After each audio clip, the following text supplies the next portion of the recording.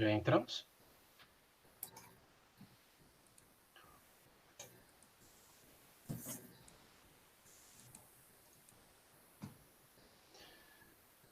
Olá.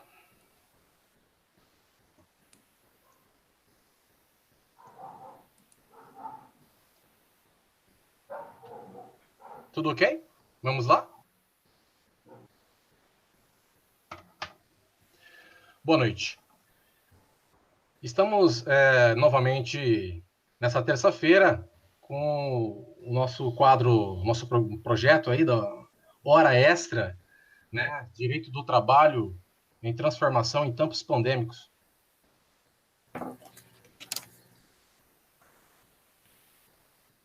Ok, Felipe? Você está sem um retorno, Felipe?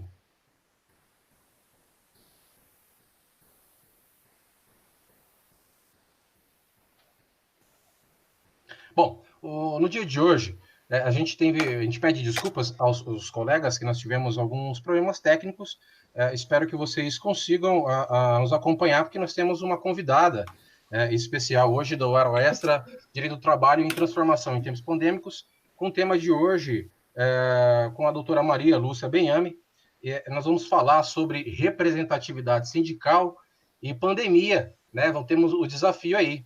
E apresentando a nossa entrevistada, a nossa convidada especial de hoje. Antes, agradecer a presença também aqui do doutor Marco Galdurós, nosso parceiraço aí desse projeto, que também nos ajudará aí nesse bate-papo, né, Maria Lúcia Bianchi? E a doutora Maria Lúcia Benhame é advogada pela Faculdade de Direito do Arco São Francisco, da USP, pós-graduação em Direito do Trabalho e Previdência Social pela Faculdade também da USP, curso de extensão na Faculdade de Direito da FGV, de Liderança Sindical e Empresarial. Então, para iniciar esse tema aí que desperta tanto interesse, né, um tema muito bacana, que a gente separou especialmente para os amigos, os colegas que estão tendo a transmissão.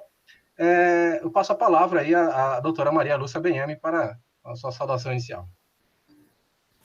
Bom, eu queria te agradecer, Diego, porque é um tema muito interessante e eu acho que é um tema mais que interessante e essencial nesse momento que a gente está atravessando, né? Como é que as relações sindicais vão se desenvolver nesse momento, como é que se os sindicatos vão perder mais uma janela de oportunidade que, para mim, eles perderam com a reforma.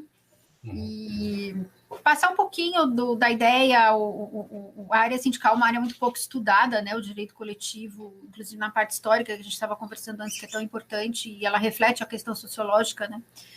Então, só uma passadinha rápida no que foi um panorama histórico, e aí pegar as encrencas atuais. Boa noite, Marco. Prazer tê-lo aqui, querido. Boa noite, meu amigo Diego. Boa noite, doutora Maria. Prazer estar novamente aqui contigo, Tiegão, e pela primeira vez com a Maria, momento que nós podemos aprender aí sobre direito coletivo. E dar uma boa noite especial para quem nos está assistindo aí, né, nesse segundo episódio, digamos assim, da Hora Extra, esse projeto tão bonito que você está capitaneando aí, meu amigo. Vamos lá, vamos aprender. Estamos juntos. Para iniciar e já ser um objetivo, doutora Maria Lúcia Benhame, eu gostaria que a doutora explanasse um pouco aí da questão desse movimento, né, da legislação tocante à representatividade sindical.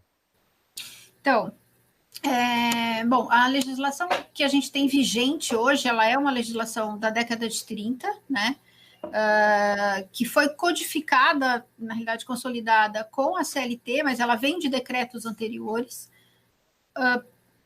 O sistema sindical brasileiro, antes de uma unicidade engessada, ele trabalhava com liberdade sindical. Então, em 1907, uma das primeiras leis sindicais urbanas que sai, trabalhava com unicidade sindical. Naquela época, década de 10, década de 20, o movimento operário ele exigia uma independência do Estado, né? Não se admitia uma ingerência estatal no movimento sindical. Na década de 20, eu brinco que é o meu sangue italiano que não me faz esquecer, mas São Paulo tinha 24 dirigentes sindicais, dos 24, 22 eram italianos. Então, o que isso mostra, na realidade? A questão sociológica, né, que a gente estava falando com o Marco no começo. O movimento operário sindical, ele vem para o Brasil muito com os anarquistas italianos, que já têm essa consciência. Isso começa a gerar uma semente aqui que começa, né, com uma situação mais difícil. Em 17, a gente tem a primeira greve geral em São Paulo, que começou na indústria têxtil, na Moca, que começou com um movimento de mulheres. Então, quem começou com a greve de 17 foram as mulheres operárias, não foram os homens. É a primeira greve que se resolve por uma mediação feita na época pelo jornal Estado de São Paulo, né? E aí começa-se a ter legislações que começam a querer engessar esse movimento sindical que nascia livre.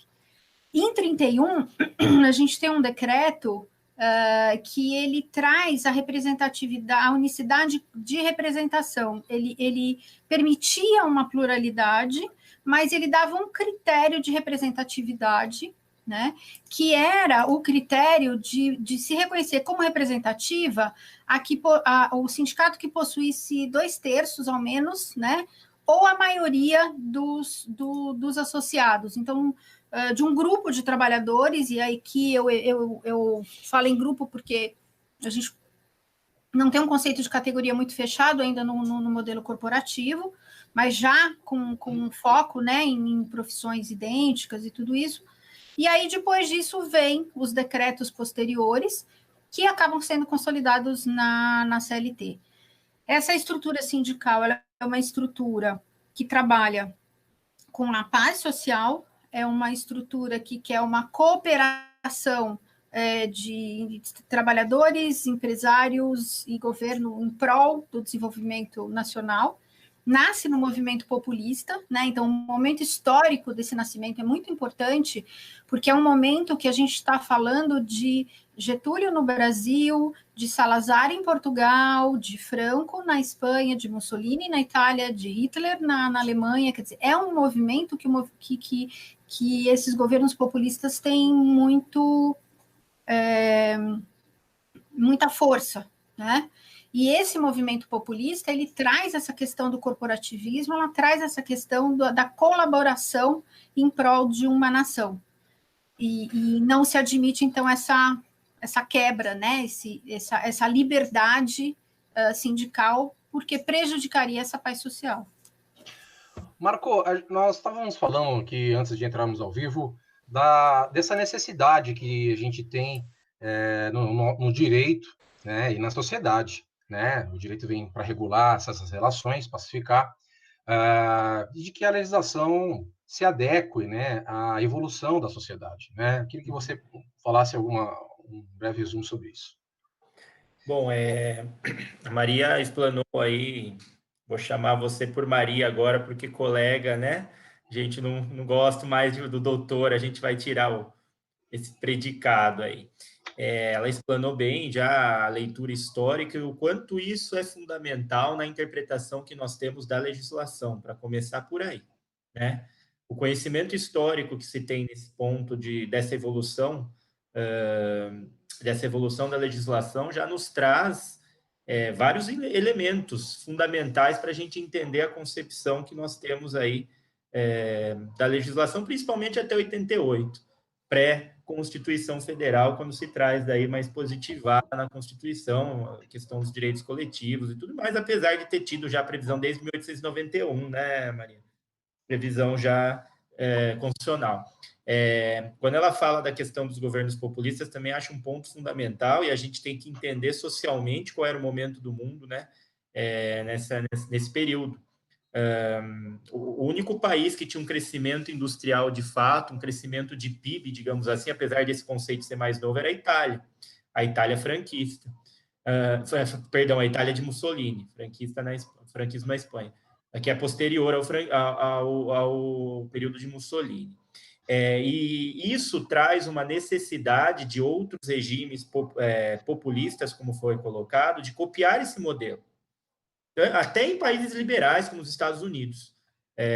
Os sindicatos se fortaleceram muito. Fortalecimento, eu digo, como protagonista, não no sentido de autonomia, mas houve um protagonismo sindical nesse período, exatamente pelo momento mundial que nós vivíamos, né? E repisando, dizendo que o único país que crescia no mundo era a Itália. Então, esse conceito todo, que tem essa leitura histórica e essa interdisciplinariedade, é fundamental hoje para nós termos um entendimento do direito coletivo. E eu acho que no direito do trabalho, a matéria a qual depende mais da interdisciplinariedade é o direito coletivo. Sem entender questões psicológicas, sociais e filosóficas, a gente não consegue entender direito coletivo e muito menos trabalhar nessa área. Não sei se a doutora Maria concorda aí. Nesse contexto aí, Maria, aí você pode também já responder o Marco na sequência. A gente fazendo essa breve introdução, né, para os ouvintes, para os telespectadores, até muitos são jovens advogados, acadêmicos de direito e os nossos colegas advogados, né? Mas vamos dar um salto histórico, né, para esse momento de pandemia. E a gente sabe da grande historicidade que tem, né, a representatividade sindical. Nós tivemos agora, nessa pandemia, o julgamento aí de constitucionalidade da medida provisória 936, né, editada pelo governo para regular as relações, onde afetou diretamente, né, a questão da representatividade, né? E aí eu vou fazer duas provocações, viu, Maria? A primeira eu vou fazer a mesma pergunta até que nós fizemos para o amigo Ricardo Guimarães, que falou, tá? Mas como você é especialista, então, direito constitucional de crise, por exemplo, nós temos não mais que o Ricardo, né? Pelo amor de Deus. Oi? Não mais que o Ricardo, não. Foi muito discutido isso aí, se haveria um direito constitucional de crise, notadamente em razão de um dispositivo que vem na nossa Constituição Federal, desde muito tempo, prevendo a questão da negociação com as entidades sindicais, né, para que eu pudesse haver esses acordos. Então, assim, nessa pandemia e nessa aí várias legislações, eu costumo dizer, brincar, da infodemia, né? Nós temos parece-me, não é que pode tudo, né? Mas até que ponto se pode passar por cima de alguns princípios fundamentais ou alguma legislação. Nós estamos falando da Constituição Federal de 1988, né? Mas, por outro lado, também tem um aspecto que eu gostaria que você também trouxesse nessa sua fala, porque me parece que também, por um outro prisma, essa questão da pandemia e desse julgamento, ele, na verdade, ele veio descortinar já todo o modelo de representação aí que nós deveríamos estar avançando já, como já existe em outros países. E aí eu acho que com a reforma, uma série de coisas nós vamos entrar mais adiante, acho que isso veio também uma crítica, né? Veio também desnudar uma situação da representatividade, né? Afinal, o trabalhador, né, ou mesmo a empresa, ela está sendo representado como deveria. Então, na realidade, Tiago, eu acho que o julgamento ele só reflete uma situação histórica e social que é inegável, né? Quando a gente falou da década de 30, e eu falo que a estrutura ela está vigente hoje ainda, mesmo que você analise a Constituição de 88, que é tida como uma primeira Constituição democrática, sendo que eu acho que a primeira democrática que a gente teve, na realidade, foi a de 46. Quando assim, eu vou falar um pouquinho, porque, como você falou, muita gente é jovem, né? Apesar de denunciar a idade, eu acompanhei a Constituinte com o professor Amaury na pós, né? E a gente analisava sempre como é que estava o andamento de toda essa parte trabalhista. E por um triz, não teve o artigo da unicidade. Mas eu estou te falando por um foi praticamente no apagar das luzes, né? O Brasil tem um tabu e um medo, não é mais que um medo, é uma fobia paranoica com a Convenção 87 da OIT. Então, que seria tão inexplicável se a gente não soubesse da questão da contribuição. Então, o que eu entendo, assim, o julgamento do STF, ele simplesmente analisou uma situação real, né? Primeiro que, quando você fala de redução salarial, você não está falando necessariamente de redução de jornada e salário, porque você está mantendo um salário hora. Os tribunais sempre entenderam que se eu fui contratada para trabalhar 8 horas, mas às vezes por um interesse meu, né? Eu quero trabalhar menos, desde que eu mantenha o meu salário hora, tudo bem. No interesse do empregado, tá? Não no interesse do empregador. Tem vários julgados nesse sentido, eu estou falando em questões individuais, não coletivas. Mas vamos analisar a questão coletiva. Você teve a reforma em 87, e todo mundo ficou dizendo não, porque brasileiro não paga nada que não seja obrigado a pagar, não. Quem está no dia a dia do sindical sabe e ouve as queixas, né? E se você analisar as convenções coletivas do Brasil, né? Entra no site do mediador que, parênteses, o tribunal acha que isso é um mero formalismo, não é, né? Apesar disso assassinar o Código Civil, para mim também que sou civilista, mas enfim, não é mero formalismo, é o que te permite ver esse panorama. Quantas convenções e acordos são diferentes da CLT? Quantas não repetem a CLT? Quantas nesta pandemia não repetiram as MPs? Quantas não foram só uma MP particular? Quantas inovaram? Quantos sindicatos saíram à frente assim que começou, né, essa situação, foram até as suas bases, ouvir as bases, falar o que vocês querem, como é que está a situação, vamos conversar com a empresa, como é que está isso, como é que está aquilo, está difícil, não está difícil, você está trabalhando demais, outro trabalhando de menos, como é que eu olho todo um arcabouço que eu tenho hoje, não só de legislação, né, mas de possibilidades de negociação, e faço isso. Por que ficou todo mundo, você está nos grupos de estudo trabalhistas do WhatsApp, roendo as unhas, não dormindo, desesperado, porque vai ser MP, não vai ser MP, sai MP, não sai MP, sai MP, cai MP, sobe MP, quer dizer, por que você fica assim? Em assuntos que você poderia resolver na área sindical, que você poderia resolver na área coletiva, porque você não é nem representatividade, porque a representatividade ela é um conceito subjetivo. A representatividade surge quando eu tenho um representante que representa os meus anseios.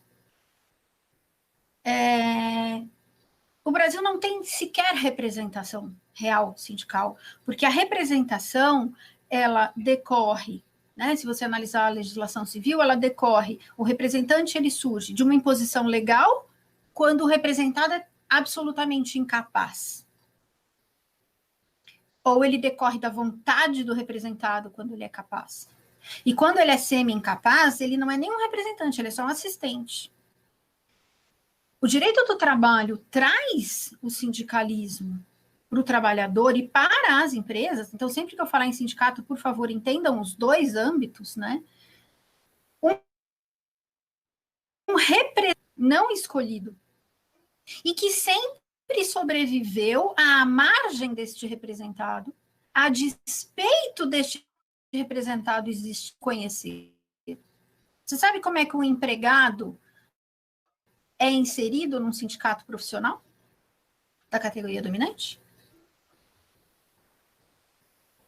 As pessoas que não conhecem a prática não sabem como isso funciona. Você sabe como é que você tem uma empresa, você tem lá 10 empregados, você tem seu sindicato patronal profissional. Como é que o sindicato profissional vai saber que você tem trabalhadores da categoria dele? Você coloca a sua empresa e o seu CNPJ no sindicato profissional. Ele não sabe nem quantos empregados você tem. Ele te mandava uma guia de contribuição em branco para você preencher e mandar o CAGED comprovando o número de empregados que ele nem sabia quem era. Então, o julgamento do STF e principalmente a margem salarial, que todo mundo fala, como assim você vai pôr um salário mais baixo a pessoa podendo representar? Porque é para as pequenas e microempresas, que os sindicatos patronais também não representam. e que ninguém vai estar interessado em fazer uma convenção coletiva para esse nicho. Então, é o bar que tem um empregado. Ele não vai fazer... Como é que ele vai fazer um acordo coletivo com um empregado? O sindicato não vai... Entendeu? A gente que faz a negociação sabe hoje como é que está a situação. Eu não estou falando que todos são assim, você tem vários sindicatos que são realmente representativos, no sentido de, ainda que haja uma representação imposta, ele vai nas bases, ele conhece as bases, ele busca os anseios dessa base, mas eles são exceções. Né? Então, assim, o julgamento nada mais fez do que dizer, olha... primeiro, não está havendo um desrespeito a uma norma constitucional, porque eu não estou tendo uma redução salarial, eu não estou trabalhando mais e ganhando menos, eu estou trabalhando menos e ganhando menos, então eu tenho uma readequação contratual, no momento de força maior, né, reconhecida, mas nada, em caso chegasse numa empresa e falar, olha, eu conversei com os trabalhadores, e eu acho que a gente tem uma certa de reivindicações, vamos negociar isso aqui, vamos dar uma garantia mais aqui, uma ali, vamos fazer isso, vamos fazer aquilo. Quer fazer demissão coletiva? Tá bom, vamos fazer demissão coletiva. O que a gente pode pôr? A lei diz que não precisa de negociação coletiva. Eu sempre oriento as empresas a fazerem. Não é inteligente não fazer. Não é estratégico não fazer. Só que para isso você precisa ter relação sindical, você precisa conhecer o sindicato. E a maior parte dos sindicatos, as pessoas não sabem nem o endereço. Fica meio difícil, entendeu? O mundo real é um pouquinho diferente do mundo idealizado. Sim. A questão que perpassa com a reforma trabalhista, né, que veio entrar em vigor em 2017, a gente viu aí a própria questão muito polêmica.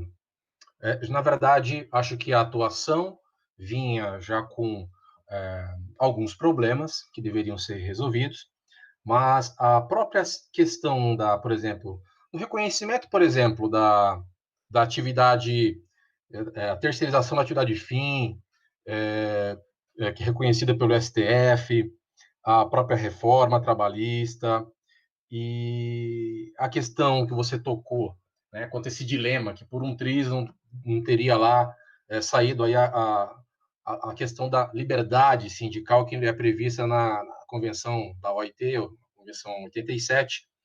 Fala para a gente um pouco dessas questões, fundamentalmente, né, a questão do imposto sindical, né, que se atribui aí como um fator financeiro decisivo para muitos sindicatos fecharem as portas ou terem ainda fragilizado esse poder de efetiva representação.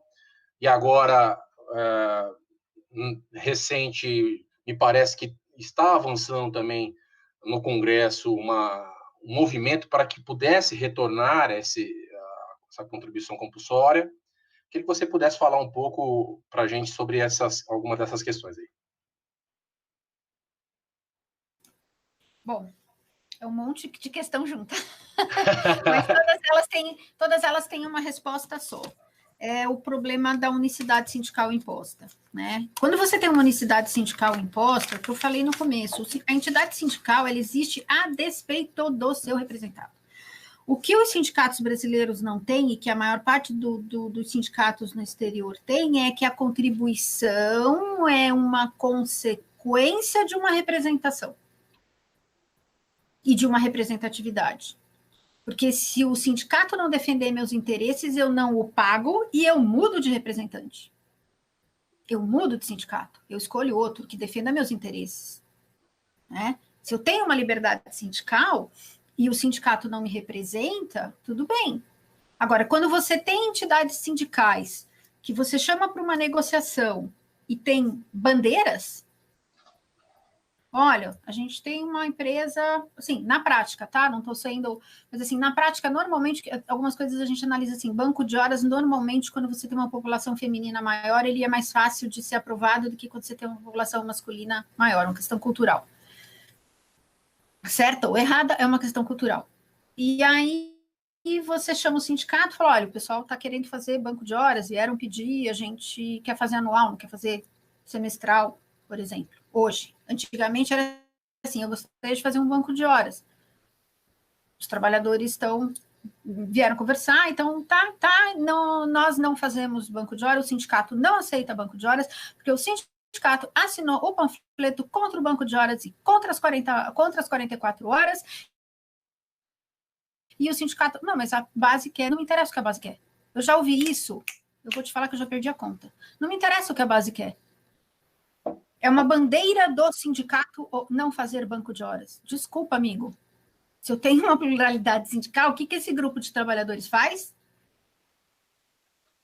Obrigada, foi muito bom enquanto durou. O nosso representante aqui vai negociar. Então, quando você tem essa situação em que o representado não importa para a existência do sindicato, você tem tudo isso. Todos os problemas que nós temos na área sindical decorrem de uma estrutura sindical fascista que nasceu, sim, da Carta del Lavoro do Mussolini. Junto um pouco com a encíclica do Rerum Novarum, mas muito forte.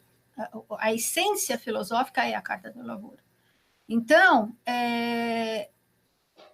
toda essa questão, por que permitiram a terceirização de atividade fim? Desculpa, isso não mudou nada. Eu fiz um debate na UAB, quando eu era da comissão sindical, logo que saiu isso, o César, que era o presidente, a gente estava discutindo, eu falei, desculpa, não mudou nada. Sorry. O que muda? Porque, assim, se eu tenho os elementos, né, caracterizadores de uma relação de emprego, tanto faz. É o que eu falo, mudou de atitude. Né? Quer dizer, antes, o que o tribunal olhava? Atividade. Só atividade. Você podia tratar o cara como terceiro, mas era atividade. Hoje, você vai analisar a atitude. Como eu trato este terceiro? Seja atividade fim, seja atividade meio, não muda. Ele é tratado como empregado, ok, ele é meu empregado. Ele não é tratado como empregado, ok, ele não é meu empregado. É simples assim. Né? Então, a lei que regulamentou a terceirização em 2019 é péssima, é horrorosa. Extremamente mal escrita, uma falta de técnica de chorar. Mas é o que temos para hoje. Mas o que eu digo é assim, não muda nada. Ele é constitucional, sim, porque a atividade econômica é livre.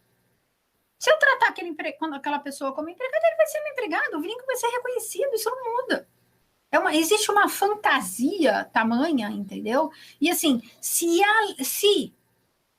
a terceirização no Brasil não fosse feita como é feita hoje, tá? Para a economia de custo, que é uma terceirização não inteligente, vamos dizer assim, você nem estaria discutindo isso. Porque normalmente a terceirização ela é feita para que você abra mão de atividades que não te interessam ter aquele core. E o problema de você definir atividade meio, atividade fim, é que quem vem definir o teu core é um terceiro, é um juiz, é um procurador, que não conhece atividade econômica. Né? Então, ele não sabe o que é o teu core. O core de uma montadora, não, apesar do nome, não é montar carro. É desenvolver projetos novos, é criar tecnologias novas. E se ele contratar uma empresa ótima, que aperta bem a porta, que ótimo. Só que hoje você tem uma grande parte da terceirização que ela não é uma terceirização, em que ela é uma intermediação de mão de obra. E aí sim é uma fraude, mas aí é simples, você vai julgar aquele processo. E você vai considerar, analisando aquilo, a empresa que presta aquele serviço, ela é capacitada para perder? É só você pegar Código Civil. Ela é capacitada para fazer. Se ela é capacitada, se ela tem expertise na área, ela vai ter o mesmo enquadramento sindical da tomadora. Porque se eu sou metalúrgico e eu contrato alguém para fazer uma parte de, sei lá, uma coisa meio antiguinha, mas enfim, tornearia CNC, já mais moderno que o mecânico, se a empresa que faz isso, ela tem como atividade econômica fazer isso, ela é metalúrgica tanto quanto eu. Então, é uma lenda urbana essa questão da terceirização, é uma coisa tão de desinformação, de falta de análise, que absolutamente não mudou nada com esse julgamento, em termos de relação de proteção do trabalhador, que, assim, E ela só decorre do interesse sindical, mais uma vez, de ter o CNPJ daquela empresa inserida nele, para que ele possa cobrar uma contribuição sindical. Entendeu? Ainda com relação... Marco, você tem algumas considerações? Bom, vamos lá. Quanta coisa. Eu acho que, puxando lá do início do que a Maria tão bem colocou, né? E eu queria fazer um adendo aqui, um adendo propositivo. Na verdade, me parece que a reforma trabalhista, ela, novamente, como no Brasil nós somos propícios em fazer isso com legislações e julgamentos, ela inverteu a ordem das coisas, né? Quando você retira a contribuição sindical, e esse era o grande debate, você retira algo, como a Maria bem colocou, que deveria ser uma consequência, mas você não dá, de fato, aquilo que deveria ser dado, que acho que nós concordamos os três aqui, que é a Convenção 87 da OIT. Foi feita uma inversão, né, no sistema do que deveria ser. E aí eu volto para mais uma inversão, que é a inversão em 88 na Constituinte. Uma inversão histórica. Isso decorre nitidamente da legislação sindical, principalmente versus dirigentes sindicais, que foi feito no período da ditadura militar. De você ter questões como interesse público, a intervenção nos dirigentes sindicais, ela era expressa e não só vedada, velada, ela era utilizada largamente para se remover dirigentes sindicais à torto e à direito por qualquer motivo, né, Malu? Sejam motivos que nós entendamos como razoáveis ou não, era utilizada à torto e à direito. Então, foram várias inversões que foram feitas, que vão desaguar exatamente nesse ponto de hoje, de como nós temos essa crise de representatividade, que ela é uma crise geral. Ela não é só uma crise sindical, ela é uma crise política. E tudo no político não no sentido estricto, nós estamos falando no sentido lato. O sindicato é uma manifestação política. Ela é uma manifestação de democracia. O sindicato, ele é necessário, ele é um órgão, tanto empregador quanto empregado, de representação fundamental, né? De manifestação de um país democrático. Quando você tem um sindicato forte, sem dúvida nenhuma, a sua democracia está num nível bacana. A gente não olha para a Alemanha e fala, nossa, que inveja. Como são os sindicatos na Alemanha? Salvo engano, a Maria pode falar melhor do que eu, mas acredito que são 16 ou 17 sindicatos que nós temos, né? Um limite um número bem pequeno, né, Maria? De sindicatos. O nosso só é, assim, algumas 1000 vezes maior, com 16 mil. Então, o paradoxo do defina a unicidade de 16 mil sindicatos. Exato. Então, assim, isso eu sei que pessoas que me acompanham e sabem do meu viés social aí, né? O Tiago conhece que eu tenho um trabalho mais acadêmico nesse sentido. Tem muito sindicalista que fica bravo quando eu falo isso, mas enquanto a gente não aderir, né? E salvo engano também, isso foi feito, acho que em 40, a Convenção 87 é de 48, um pouco antes da Declaração dos Direitos Humanos, que veio já no mês aí de novembro de 48. Então, se nós temos uma convenção lá de trás que tá parada no Congresso, nós temos a ratificação possível dela a qualquer momento, porque já tem um projeto que foi enviado aqui, tudo certinho, tá tudo, só espera você bater e fazer o gol.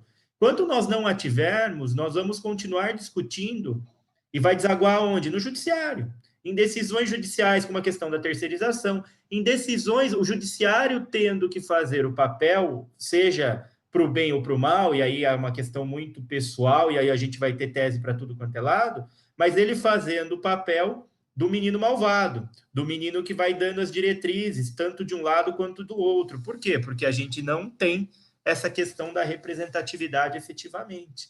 Então, eu acho que todo o problema, como a Maria colocou no começo, parte dessa questão, de nós termos uma situação de uma unicidade sindical imposta, quando, na verdade, nós vemos em países como a Alemanha, uma unicidade sindical efetiva. Ali nós temos uma unicidade sindical. Por quê? Porque tem o pluralismo. Porque os bons, né, os sindicatos efetivamente, e aqueles que nós temos no Brasil, a gente não pode fechar os olhos, dizer, não, todos não prestam. Não é verdade. Nós temos sindicatos, sim, que são atuantes, né? Mas, na verdade, enquanto nós não temos essa inversão de paradoxo, nós vamos viver dos 16 mil e daqueles 16 que funcionam efetivamente, e não dos 16 que representam toda uma população. toda uma população que trabalha. Então, acho que esse é o grande ponto da discussão, e todo o tema que a gente for debater vai desaguar exatamente nessa situação aqui. Bom, Malu, eu me... Pode chamar de Malu, porque todo mundo me conhece como Malu BM, Malu, tá? Malu, eu me entreguei aqui. Eu me entreguei aqui. Bom, Malu, vamos lá. Eu ainda, dentro desse assunto, a gente muito se questionou com relação a essas questões desses acordos que eram, por vezes, para poder manutenir, né, o emprego, a renda do trabalhador, né, dar um fôlego para a empresa, né, para o empregador, com relação às suas contas, principalmente nesse momento de pandemia. Mas, afinal, até que ponto a questão da liberdade sindical é imprescindível? Esse seria o primeiro ponto. A questão também desse movimento que eu mencionei, da retorno, lógico, nós estamos falando de um movimento político, social, né, de representação, a própria questão trazida da crítica, tem ainda o sistema patronal, ainda teria a questão do sistema S, que nós falamos pessoalmente um pouco por cima, que há um entendimento aí um pouco equivocado, mas, na verdade, nesse momento, mais do que nunca, não era um momento e dentro do que você já falou, não era um momento de os sindicatos se reinventarem, né? Serem colocados à prova para que esse imposto sindical não retorne e deixe essa situação cômoda, ou essa situação de, por exemplo, de não ser representado, né? Nós temos em muitas categorias, né? Principalmente a mais recente, que tivemos manifestação aqui em São Paulo dos trabalhadores de plataforma. Bom, vamos por partes, como diria o esquartejador. Mais uma vez, a questão da liberdade sindical, porque ela é essencial. Ela é essencial porque só através da liberdade sindical eu consigo aferir representatividade. É impossível aferir representatividade sem liberdade sindical, simplesmente porque você não tem escolha. Então, você não está sendo representado pelo mais representativo, você está sendo representado, ou deveria estar sendo representado por alguém que a lei te impôs. É como se fosse um tutor, né?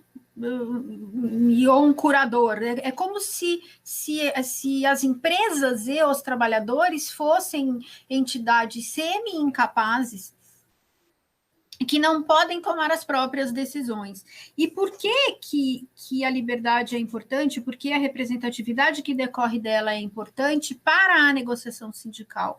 Se você analisar os julgados de nulidade de acordos e tudo isso, além de uma ausência de formalismo absurda, e eu, como sou também civilista, arrepia meus cabelos quando eu vejo as coisas que eu vejo, né? Você tem um inconsciente coletivo judicial de tribunais e de procuradores do trabalho de que aquele sindicato realmente não é representativo. Ele sabe que não é representativo.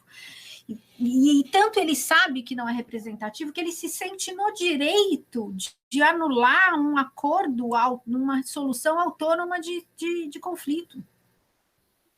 Você não se sentiria à vontade de querer contestar um acordo coletivo que foi feito se você não achasse que aquilo fosse nulo, que aquilo fosse falso? E se você tentasse anular um acordo coletivo que fosse realmente oriundo de uma representatividade de base, você não ia conseguir. Porque você ia conseguir um movimento paredista, uma greve, um sei lá o quê, que falar, amigo, desculpa, quem cuida daqui somos nós. Isso não é assunto seu, passa amanhã. Né? Então, mais uma vez, a liberdade sindical, ela é essencial para que o movimento sindical se fortaleça. E quando eu falo, porque assim, muita gente fala assim, você quer liberdade sindical porque você quer um movimento sindical fraco. Desculpa, depois de 16 mil sindicatos, sendo que, se você olhar a estatística, mais de 52% deles nunca fez um instrumento coletivo, e que dos instrumentos coletivos feitos, se você pegar a grande maioria, repete a CLT, eu não preciso de um acordo coletivo para dizer que a hora extra é 50%, desculpa, né? Se você pegar mesmo os mais representativos, com convenções mais robustas, e você as comparar com a década de 80, 90, elas são iguais. As cláusulas não mudam.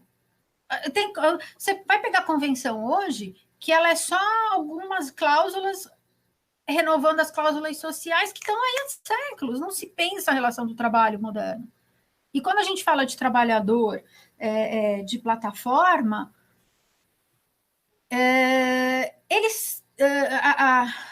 eu brinco que assim, foi uma pequena gafe da comissão de peritos da OIT, quando eles recomendaram ao Brasil que permitisse que os trabalhadores independentes, que eles pudessem fazer negociações sindicais. Eles podem. Só que eles são categoria patronal. Eles são profissional. E quem diz que quem controla a categoria, que todo mundo fala, vamos estender o conceito de categoria. Você tem uma súmula do STF, que é a 677, que ela diz, desculpa, gente,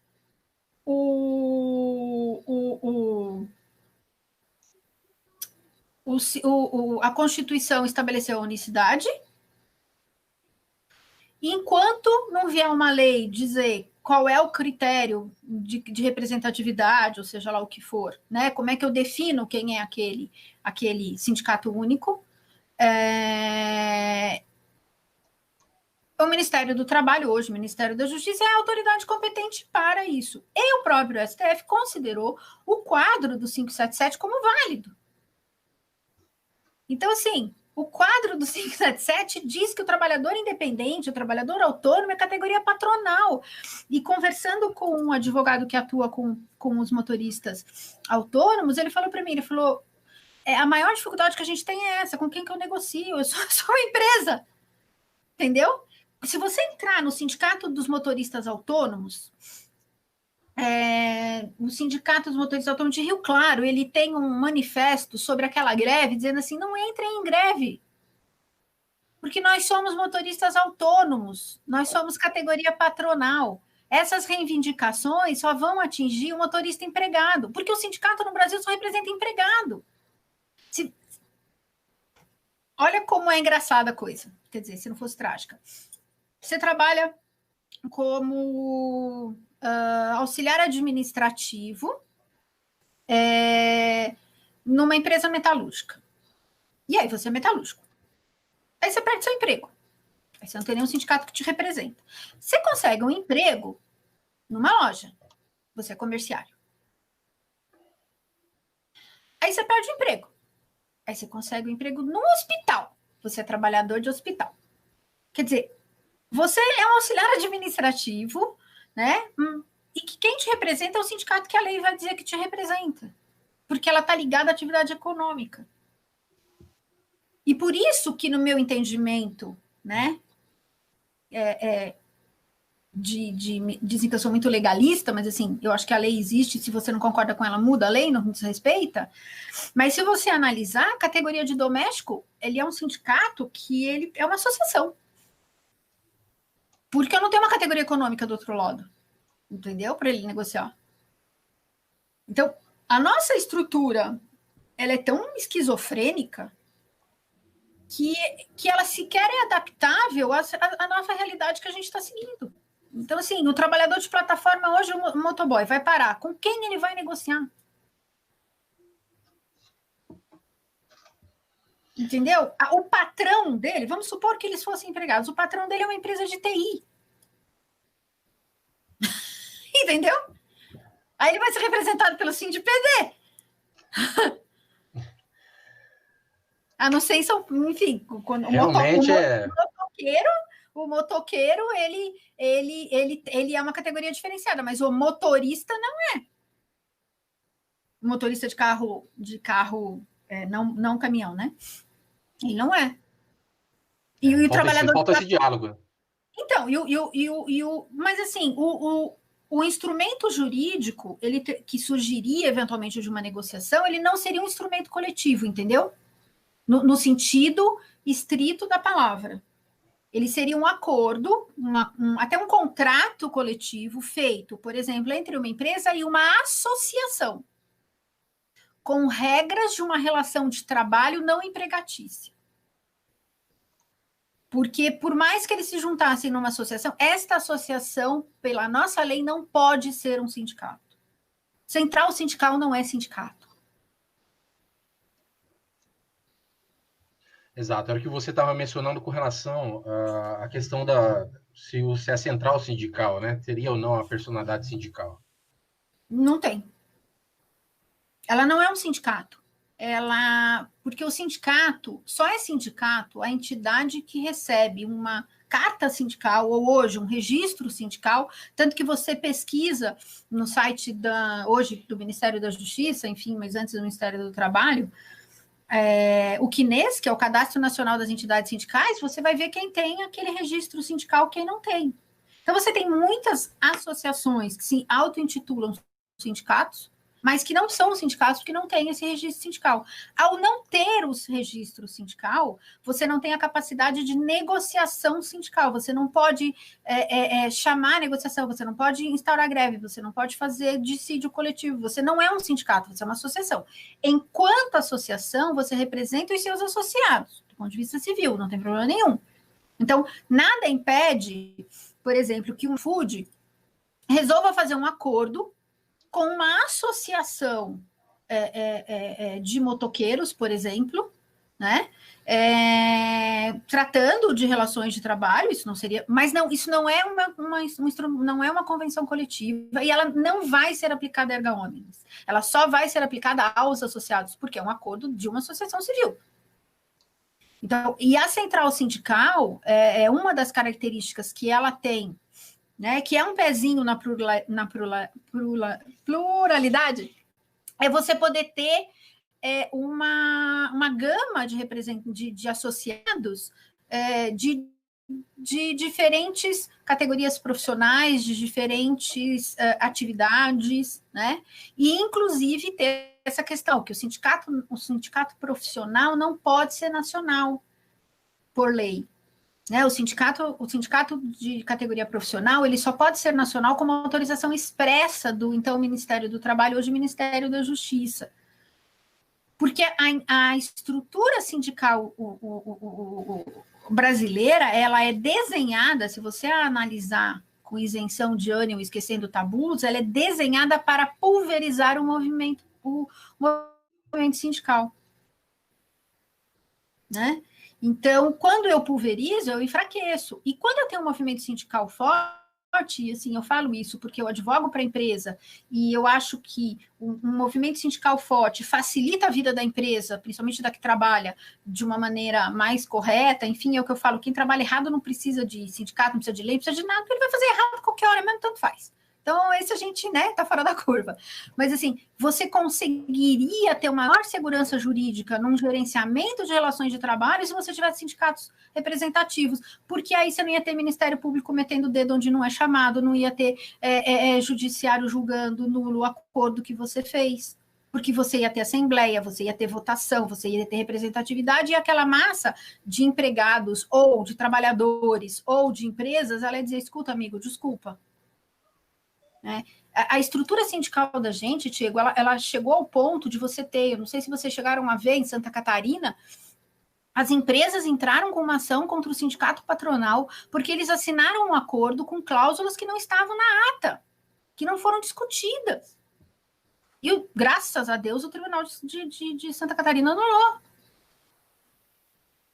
Então, se o sindicato se sente à vontade de assinar coisas que não foram discutidas, se você pega convenções coletivas em que você não tem votação, você não tem ata de assembleia, você não tem nada, você tem sindicatos dando poderes de negociação para uma federação que não existe, e o judiciário considerando aquilo como válido.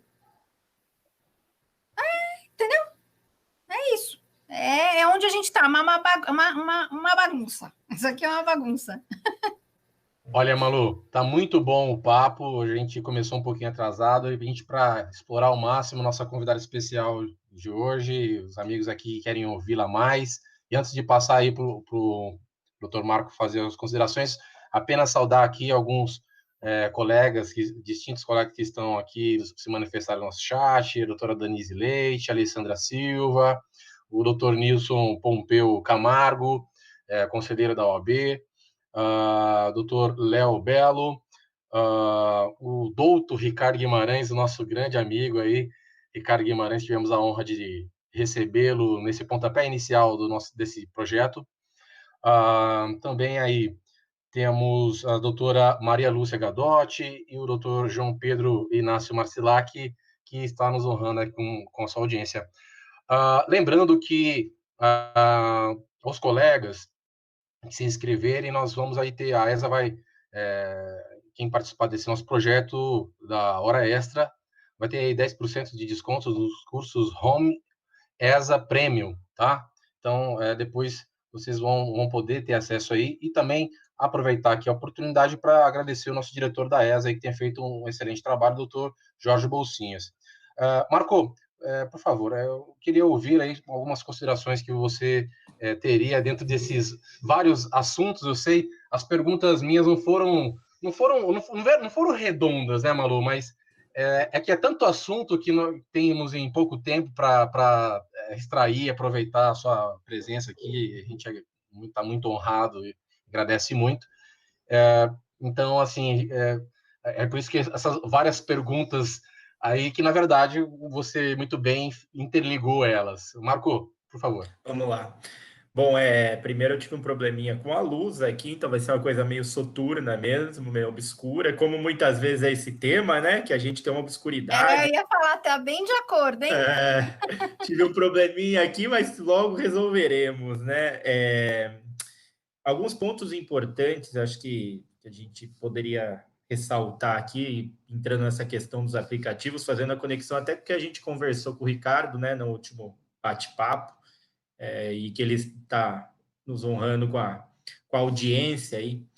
É interessante que isso, eu acho que é um problema mundial, né, um ponto problemático no mundo. A gente tem na Espanha, por exemplo, um contrato de autônomos lá,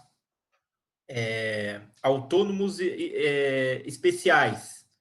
Não vou utilizar a palavra em espanhol, vou traduzir de uma forma mais livre, né, Malu? Que você tem 75% do valor salarial sendo pago para aquela pessoa, e ele tem esse caráter de uma proteção legal e uma proteção sindical. Não é porque ele não é ele é autônomo, ele não tem essa liberdade, que lá você não tem uma entidade de classe o representando. Então, veja só como a questão da pluralidade, né? Essa palavra não vai sair aqui. É a trava-língua. A pluralidade. A gente nunca teve que a gente não consegue nem falar, né?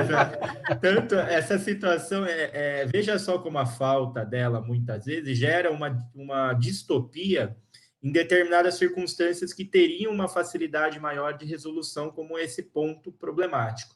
Nós temos um PL, salvo engano, 3784, tramitando agora no Congresso da Tabata Amaral, referente a essa situação de uma tentativa de normatização dos motoristas de plataforma de aplicativo, e que pouco fala da questão sindical, pouco ou nada fala da questão sindical, porque se vai criar um contrato híbrido, né, tanto trabalhista quanto autônomo. Se falou até de contribuição social, mas a questão sindical em si se passou por cima. Por quê? Porque nós temos, como eu volto a falar, nós fizemos tudo ao contrário, né? Eu brinco aqui que às vezes a legislação trabalhista brasileira parece um mangá, né? Quem gosta de ler esse tipo de HQ oriental, Malu, você lê de trás para frente. Você pega da última página e vai voltando ele para poder chegar no final da história, no começo. E parece-me que essa questão do direito coletivo, muitas vezes, nós tratamos exatamente dessa forma. A gente não resolve nenhum dos problemas que foram colocados aqui, para já me encaminhar para passar a palavra aí. Então, nós tivemos um vício de formação, né, sindical, ele não foi resolvido. Aí, no período da ditadura militar, nós tivemos uma perseguição exacerbada aos líderes sindicais, isso tem que ser colocado, é algo de fundamental relevância. E onde você foi compensar? Você foi compensar no momento da Constituição de 88, que era a normatização seguinte, né? Então, você teve vícios que não foram corrigidos a tempo e vão estourar agora e desembocar nesse momento. Aí qual é a solução? E aí surgem as soluções milagreiras, né? Tira a contribuição sindical. Tira a contribuição, não tira, não vai mudar o quadro. Não vai mudar o quadro. Nós temos que estrangular os sindicatos agora. Não, enquanto tiver unicidade, você não estrangula ninguém. Você simplesmente vai criar um novo problema e vai desembocar onde tudo isso? No judiciário. O judiciário vai ter que resolver esse problema. E aí a Malu colocou bem, são as intervenções dos maiores e capazes, né? Como o judiciário faz daí o poder moderador, muitas vezes. Ele vem como poder moderador, que não existe desde a Constituição Mandioca no Brasil. Então, a gente tem ele funcionando nesse momento, nessas situações. Por quê? Porque você tem os vícios de origem que não foram corrigidos. Portanto, já me encaminhando para o final, Diego, para a gente escutar mais a nossa palestrante aí, depois eu só quero dar uma boa noite. Eu queria agradecer já a Malu aí, também vou chamar de Malu agora, já depois de 1 hora de papo, a gente já ganha mais intimidade. E agradecer muito você de novo, Diego, pelo convite, pelo projeto, né? E dizer quanto foi enriquecedor essa palestra / conversa que nós tivemos aqui nessa noite. Uma aula magna, e logicamente você está brilhantando conosco, querido. Eu estou aqui na área VIP, eu fico aqui na área VIP que eu vejo os bastidores, esse é o privilégio. Mas vamos lá, já encaminhando para o final, tantos assuntos, e o papo está tão bom que eu particularmente nem queria encerrar, mas o pessoal da técnica aqui, mas ainda temos um tempinho, tá, Malu? Tranquilamente, podemos aí adentrar numa questão, porque quando nós falamos de representatividade, nós estamos falando, na verdade, o nosso próprio sistema tem essa questão, né? O nosso sistema democrático, será que os mandatários que estão lá, né, efetivamente estão nos representando? Acho que isso é uma questão fundamental na questão da representatividade sindical. E dentro desse contexto, há todo um formalismo que, por vezes não, que é necessário, né, para que você consiga aferir a questão da legitimidade dessa representação sindical.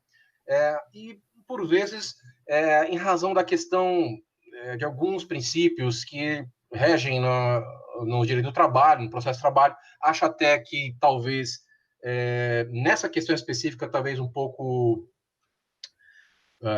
equivocada, vamos dizer assim. Por vezes, os julgadores eles passam por cima dessa exigência formal para dar validade a acordos que, por vezes, não refletem, né, a vontade do trabalhador externada numa assembleia. Eu gostaria que você falasse também um pouco a respeito disso, por favor. Tá. Então, na realidade, o que acontece? Quando o Marco fala, colocaram o carro na frente dos bois, ele está totalmente correto, tá? Só que o que acontece? Eu fiz parte da Comissão de Direito Sindical da OAB de 2013 a 2018, foram 6 anos. Todo mundo que estava lá sabe como eu era briguenta e como eu falava que a gente tinha que estudar a estrutura sindical, a gente tinha que pensar soluções. Era papel da gente que era uma comissão de especialistas na área, e mais do que especialistas no sentido teórico, pessoas que vivem isso, e a gente sabe o que é o dia a dia, a gente sabe onde aperta o calo, né? Mas nunca, jamais, ninguém quis discutir isso. Quando na Constituição quase passou a liberdade, ela não passou por lobby. Então, a realidade é assim, minha falecida mãe, a professora de História e Geografia, ela sempre falou que o problema do Brasil é o hino. Aquela porcaria daquela frase do deitado em berço esplêndido, né? Então, assim, a gente deita em berço esplêndido e vai. Então, enquanto você teve uma estrutura sindical unificada, imposta por lei, que só representado e empregador. Veja, não é só o trabalhador independente que está fora dele. O trabalhador desempregado está fora desse sistema. O trabalhador aposentado está fora desse sistema. Se você criar um sindicato de aposentados, ele é uma associação civil. Ele não é um sindicato, no estrito senso da palavra legal. O trabalhador desempregado não tem ninguém que o defenda coletivamente. A estrutura sindical brasileira só protege o empregado, é o que eu falo, no Brasil continua 100% de direitos na CLT individuais e coletivos, 0 do outro lado. E aí você tem justamente esse meio termo, você tem o trabalhador que ele não é tão autônomo, mas também não é empregado, mas também não é empresário, mas também é o que é uma nova relação de trabalho. O nosso sistema sindical não permite que esse grupo se una e consiga negociar com uma força maior. E aí, quando eu falo do formalismo, e que eu, também como civilista, sou extremamente crítica à ausência de formalismo, porque o formalismo no instrumento jurídico, no negócio jurídico, é o que te dá segurança jurídica. Tudo bem que eu sempre falo que segurança jurídica e área trabalhista é fake news, mas assim, a gente tem que tentar ter um mínimo. Então, quando eu chego para um sindicato e falo, olha, essa é a nossa proposta, essa é a nossa pauta de negociação, né?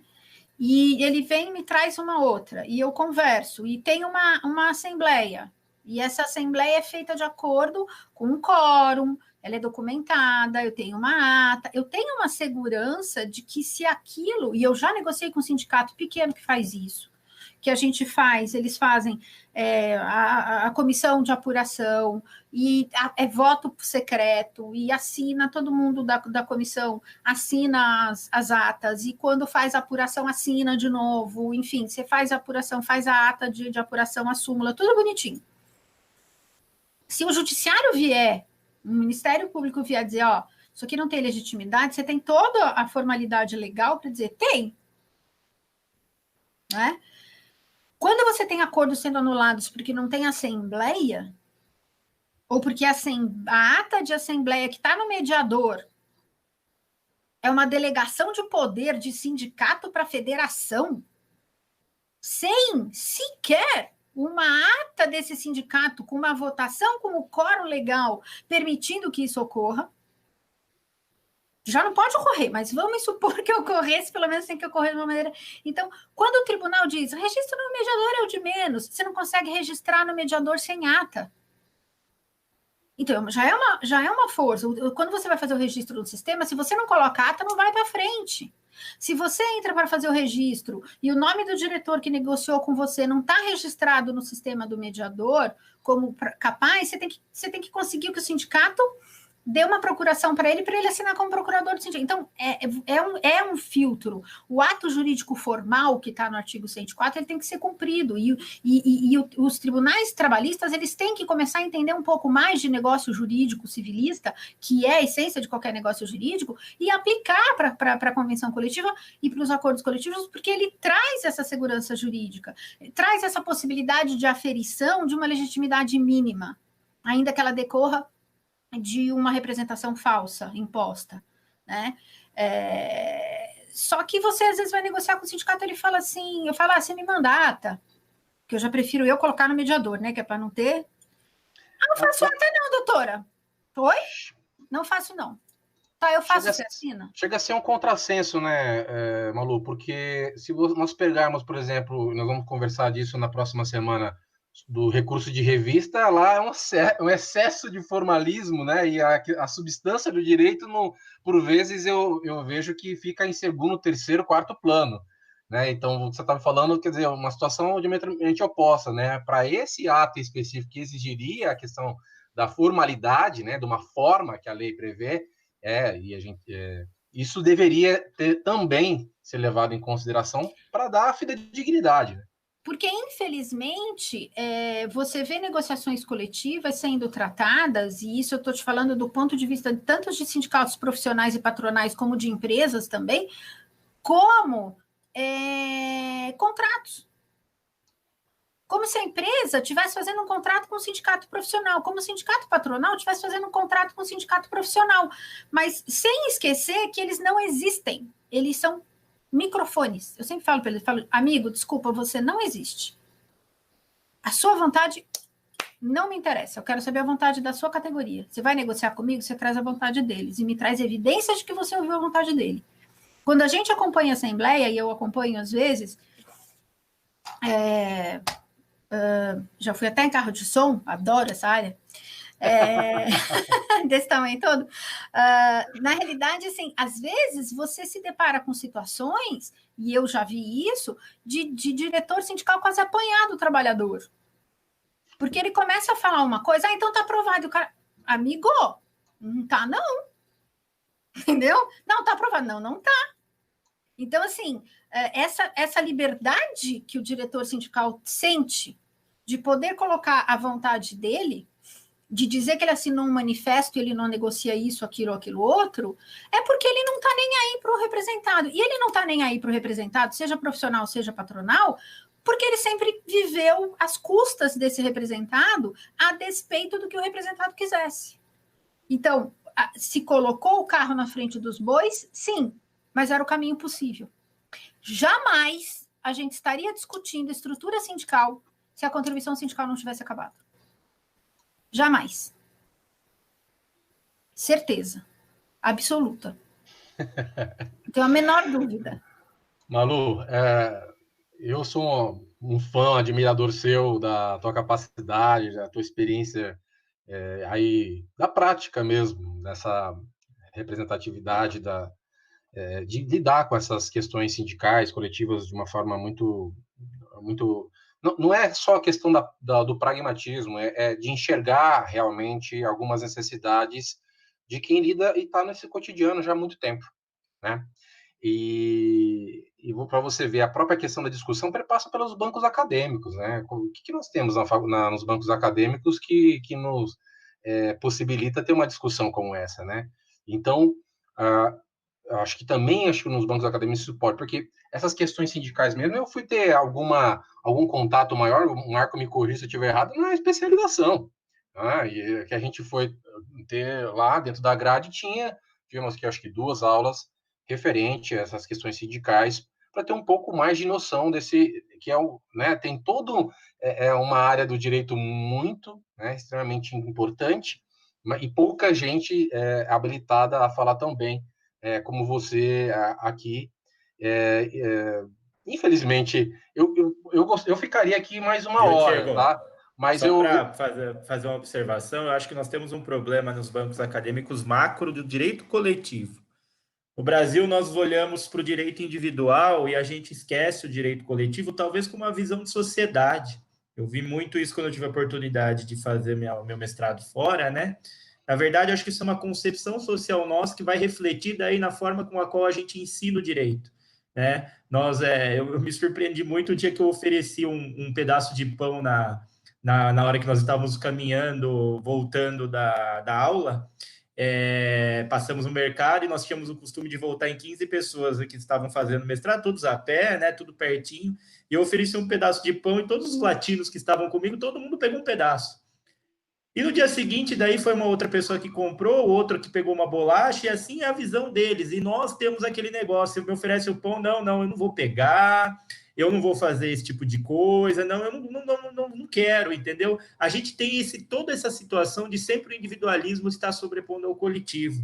E eu acho que esse é um grande erro que nós temos dos bancos acadêmicos, né? Uma crítica que eu tenho. O direito do trabalho deveria ser primeiro no macro, no geral, para depois entrar no individual. A gente ensina ao contrário. O direito coletivo ele fica relegado para o final do curso, um pouquinho antes do direito processual do trabalho, e a gente não faz a inversão de a gente entender que primeiro a gente resolve o coletivo, depois o individual. E é uma visão nossa de sociedade. Né? E tanto é isso, Marco, que, por exemplo, se você analisar o inconsciente coletivo, tanto dos sindicatos também para o individual, que se briga por lei. Exato. Eu faço greve para ter lei, eu faço movimento. Amigo, quando você tem uma lei, você está dando um tiro no pé. O que mais matou o movimento sindical brasileiro foi a CLT. Analisa a CLT. Com tudo que tem ali, alguém precisa de sindicato? Uhum. Eu estou falando de empresa e empregado. Precisa? Tem alguma necessidade? É como você falou, muitas vezes são repetitivas mesmo. Se você pega, às vezes Mas, você acha que vai encontrar alguma exato, coisa de diferente no instrumento coletivo, e na verdade é uma repetição, porque né, as da pessoas... própria legislação. Então, as pessoas dizem assim, o Marco está certíssimo. No fora, o direito do trabalho, muitas vezes, ele nasce de um movimento coletivo. Uhum. Quem fala isso no Brasil não conhece a situação real do dia a dia e do dia a dia histórico que eu estou falando. Porque a legislação trabalhista brasileira, ela não nasceu de um movimento sindical. Ela nasceu de uma legislação estatal pensada, e assim, eu sempre digo, o Getúlio era muito inteligente, muito estratégico. Meu, o cara ganhou a guerra até hoje. Porque é um tabu mexer nesse tema, é um tabu mexer em parte sindical, um tabu mexer com parte trabalhista, sendo que uma das bandeiras da CUT na década de 80 era acabar com a CLT e acabar com a contribuição obrigatória. Entra no site deles. Por que é tabu isso? Vai ficar uma zona um momento. Vai, tá aí. Tipo, é engraçado, Valor, só para complementar, ninguém tinha dúvida, por exemplo, que Perón e Getúlio eram de direita na década de 30, e hoje a gente discute que campo da esquerda que eles estavam, né? Só a loucura das mutações que nós temos. E só para a gente ver como isso vai se tornando algo ideológico e a gente muitas vezes não consegue avançar nos temas, né? Não, e que justamente o Getúlio cria a CLT, né? Assim, essa questão da consolidação do pai dos pobres é muito simbólica a foto de um congresso de 1º de maio, num estádio, em que você vê os trabalhadores engravatados e sentados com a seguinte placa. Entra na internet, isso está cheio dessa foto. Trabalhador sindicalizado é trabalhador disciplinado. A legislação trabalhista sindical individual brasileira surge para impedir um movimento justamente das bases, que você pode chamar de esquerda, ou seja lá o que for. Ele surge como uma forma de controle. E ele se mantém pós-Constituição de 88 e ele se mantém no ressurgimento do sindicalismo brasileiro. Pesquise. É só as pessoas pesquisarem, tá cheio de material histórico. Pesquisa Golbery do Couto e Silva. Pesquisa o medo do retorno do Brizola com um movimento sindical forte e representativo. Pesquisa, são documentos históricos, não sei o que estou falando. Então, assim, as pessoas precisam enxergar que ou a gente vai ter liberdade, ou esquece, amigo. E assim, se passar a contribuição, aí você esquece de vez mesmo. E eu vou te dizer, a vida da gente que negocia vai ficar mais fácil. Porque você não vai mais ouvir recusa do tipo, doutora, custa 6% da folha. Eu digo, não, porque tem uma coisa que chama Convenção 98 da OIT e tem uma coisa que se chama Compliance e eu não vou te pagar, amigo. Então, doutora, sinto muito, não vou negociar. Quantas vezes a gente... Tudo está interligado hoje. Entendeu? Então, assim, eu não estou falando porque minha vida vai ficar mais fácil, com pluralidade. Ela só vai